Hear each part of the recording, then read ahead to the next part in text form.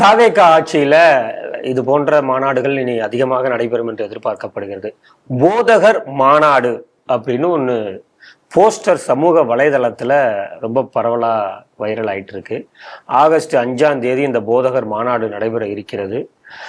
பல்வேறு சட்டமன்ற உறுப்பினர்கள், ஆவடி சட்டமன்ற உறுப்பினர் அவங்க எல்லாம் கலந்துக்கிறாங்கன்னு நினைக்கிறேன். அப்புறம் 2-3 மினிஸ்டர் கலந்துக்கிறாங்க அப்படிங்கிறதையும் பார்க்கிறோம்.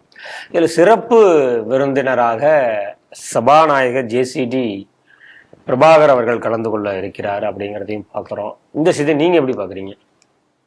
சிறப்பாக இருக்கிறது. இந்த ஆட்சி மிஷினரிகளின் ஆட்சி அப்படின்னு நம்ம ஆரம்பத்துலேருந்து சொல்லிட்டு வந்தோம்.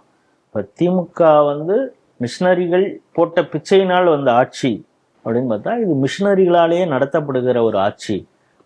பெரும்பாலான முக்கிய பொறுப்புகளை எல்லாம் அவர்கள் கிறிஸ்தவர்களுக்கு கொடுத்துருக்காங்க அப்படிங்கிறது. காரணம் முதல்வராகவே ஜோசப் விஜய் இருக்கிறார் அப்படிங்கிறதையும் தாண்டி இது பகிரங்கமாக இது நமக்கான ஆட்சி, தேவ தூதனாக அவர் ஆசீர்வதிக்கப்பட்டவர் ஆட்சிக்கே வந்திருக்கிறார் அப்படின்லாம் பல கிறிஸ்துவ சபைகள் எல்லாம் கொண்டாட ஆரம்பிச்சிருக்காங்க அப்படிங்கிறத பார்க்கலாம். பொதுமக்கள் பார்வையில ஒரு எளிய பிள்ளை ஆட்சியை பிடிச்சிருக்கிறார். பிள்ளைதான், எளிய பிள்ளைதான் அவர் ஆட்சியை பிடிச்சிருக்கிறாரு.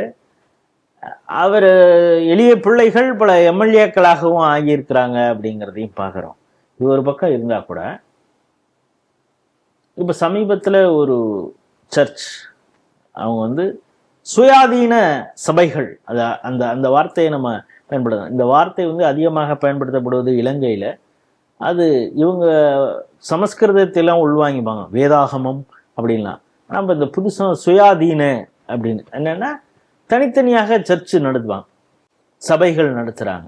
இப்போ பால் தினகரன் அப்படிங்கிற அவர் ஒன்று ஏஜிஎஸ் சபை அப்படின்னு ஜஸ்ட் ஜீசஸ் கால்ஸ் அப்படின்னு வச்சுருக்காரு. அப்புறம் நாலுமாவடியில் மோகன் லாசரஸ் வச்சுருக்காரு.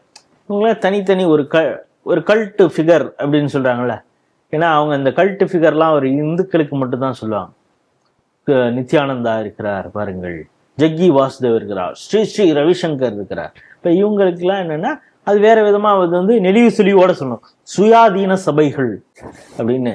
அந்த சுயாதீன சபைகளில் நடந்த ஒரு மீட்டிங்கில் பீட்டர் அல்போன்ஸ் சொல்றாரு, பாருங்க நமக்காக ஆட்சி இப்போ வந்திருக்கு, நம்ம இந்த ஆட்சியை ரொம்ப தொல்லை பண்ணக்கூடாது. ஏன்னா அவங்களே பண்ணி கொடுத்துருவாங்க, அதனால நம்ம ரொம்ப தொல்லை பண்ண வேண்டாம். ஏன்னா அவங்க ஆட்சியில் வந்துட்டாங்க அப்படிங்கிறத அவங்க எல்லாருக்கும் ஒரு அரசாக இருப்பாங்க, எல்லா மதத்தினருக்கும் அரசாங்கம் இருப்பாங்க. ஆனால் முதல்வராகவே நம்ம ஆள் இருக்கிறாரு, நமக்கு தேவையானதெல்லாம் நடக்கும், கேட்டு பெற வேண்டும். அந்த கேட்டு பெற்று தர வேண்டிய இடத்துல யார் இருக்காங்கன்னா ஜேசிடி பிரபாகர் இருக்கிறார். மதமே இல்லை, கடவுள் நம்பிக்கை எங்களுக்கு கிடையாது, சமத்துவம் மட்டும்தான் எங்களுக்கு முன்னால இருக்கு அப்படின்லாம் மேடையில வாய்க்கிலேயே பெரியாரிசம்லாம் பேசிட்டு இருக்கக்கூடிய வன்னியரசை பக்கத்துல வச்சுட்டு சொல்றாரு. நம்ம ஆரம்பத்திலே தான் சொன்னோம், இந்த கடவுள் இல்லை, அது குறிப்பாக இந்து கடவுள்களை எவன்லாம் கேலியும் கிண்டலும் செய்கிறாங்கன்னா அவன் அநேகமா எங்க இருப்பான் அப்படின்னு. ஸோ அவர் ஜேசிடி பிரபாகர் எந்த அளவுக்கு சொல்கிறாரோ, பாஸ்டராக அவர் இருக்கிறார் அப்படிங்கிற அளவுக்கு அவர் சொல்றாரு, அந்த அளவுக்கு வன்னியரசுன்னு சொல்றாரு, இவங்கெல்லாம் கேட்டு பெறுவாங்க. ஸோ அதுலேருந்து வன்னியரசு யார் அப்படிங்கிறத என்ன பண்ணிக்கலாம்.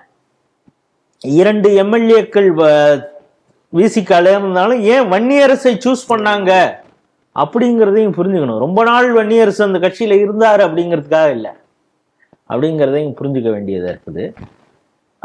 ஒரு எக்ஸ்பீரியன்ஸாக பீட்டர் அல்போன்ஸ் சொல்லும் பொழுது என்ன சொன்னார், நானும் தான் இந்த கீழ்ப்பாக்கம் சர்ச்சுக்கு போவேன், அப்படியே ஒரு ப்ரே பண்ணிட்டு வந்துடுவேன், என் பொண்டாட்டி கூட என்னை திட்டுவாங்க, நீங்களும் ஒரு அரசியல்வாதி, ஒரு அட்வொகேட்டு, போறீங்க அப்படியே வந்துடுறீங்க, அங்கே பாருங்க எப்படிப்பட்ட ஊழியம் செய்கிறார் ஜேசிடி பிரபாகர்.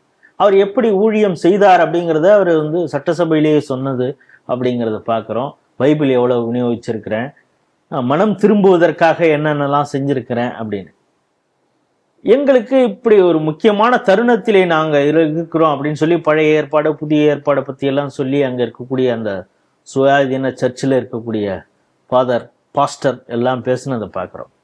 ஸோ இதை மிஷினரிகள் டைரக்டாக ஆட்சி கட்டுப்பாட்டில் இருக்கக்கூடிய ஒரு அரசு போல தான் இது செயல்படுகிறது.